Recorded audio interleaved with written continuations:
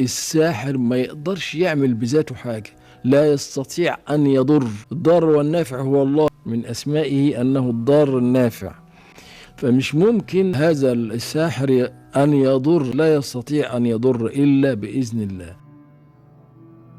وما هم بضارين من أحد إلا بإذن الله. والآية دي معناها صريح جدا، إن الملجأ والمشتكى يكون ربنا وحده فقط، بإيده أن يأذن بالضر أو يأذن بالنفع، لأنه هو الوحيد الضار وهو الوحيد النافع. ده توجيه قرآني مهم جدا، إن احنا لا نهتم بالصحراء خالص. هم موجودين لكن ما يقدروش يعملوا حاجة إلا إذا ربنا أذن وأراد. إذن الملجأ والمشتكى هو الله، ونخلص من الوساطات دي كلها. وراجل يقول لك أنا هجيب لك العمل وأنا هطلع لك، مش كل دول مخاويين جن ويعملوا حركات وخلاص. القرآن لما نزل كان واضح في مسألة العفاريت والجن والحاجات، موجودين العفاريت، لكن ربنا بيقول إيه؟ ولا تقف ما ليس لك به علم، إن السمع والبصر والفؤاد كل أولئك كان عنه مسؤولا. يعني في حاجات مغيبة عنك، ما تقعدش تشطح وتنغبش وتدور عليها، ده مش شغلك. أنا اديتك سمع وبصر وعقل، اجتهد في العالم المنظور بتاعك، عالم الشهادة بتاعك، ما تروحش تخوض في عوالم تانية وتمشي ورا الناس اللي بيحضر واللي بيعمل واللي مخاوي.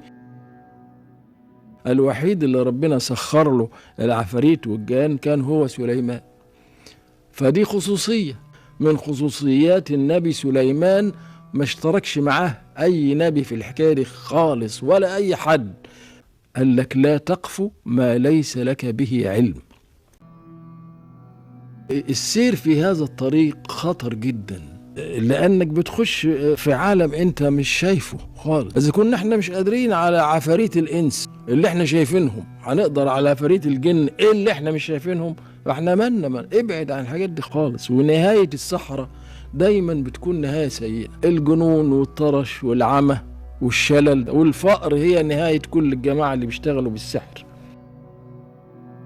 في حكاية شاعت أخيرا في مصر، وهي العلاج بالقرآن.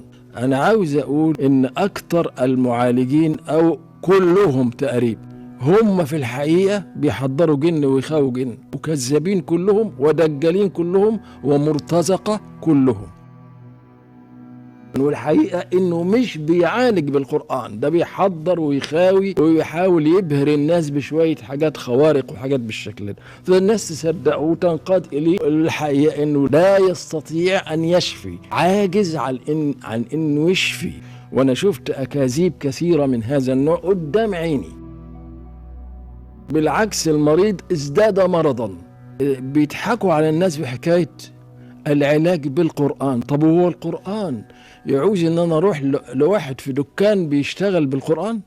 القرآن ما هو ما عندي، ما المصحف عندي في البيت اقراه، مش محتاج لمحترف ولا مرتزق فاتح دكان وبيقول انا بعالج بالقرآن. ما فيش حاجة بالشكل ده ابدا في الاسلام.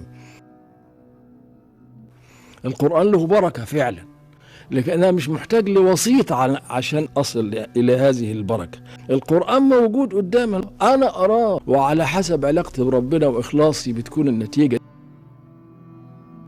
كلنا بندعي بنقول يا رب، لكن فيك اللي كلمته بتوصل وتستجاب، وفي اللي كلمته لا تصل ولا تستجاب، والسبب هي النية وخلوص النية والإخلاص والإيمان. المسألة ما يتفتحش فيها دكاكين، ما فيش دكاكين للبركة.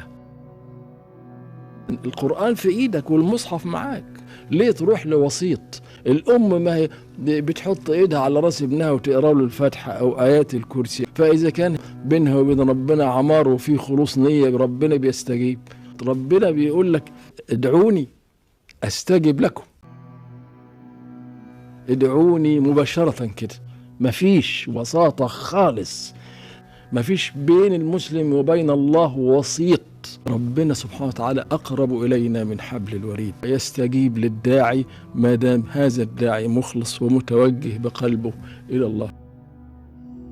لما تتصور أن حد سحرك ما تروحش عشان واحد يجيب لك العمل، لا، التجئ لربنا سبحانه وتعالى، لأنه هو ربنا هو الملتجأ وهو الشافي اللي بإذنه بيتم الضرر وبإذنه بيتم النفع.